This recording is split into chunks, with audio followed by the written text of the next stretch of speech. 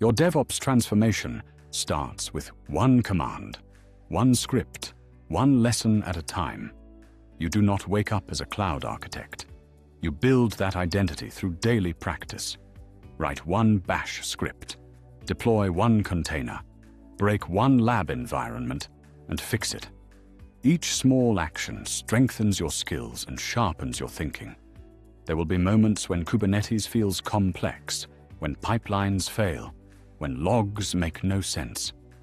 Lean into that discomfort. Struggle builds depth. Debugging builds discipline. Every problem you solve increases your confidence. Results will not appear in the first week.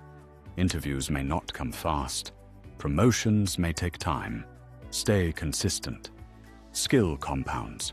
Repetition turns confusion into clarity. You have the capacity to master this field. You have the discipline to grow beyond your current level. Today, take one concrete step. Open your terminal. Study one concept. Deploy one service. Move forward now.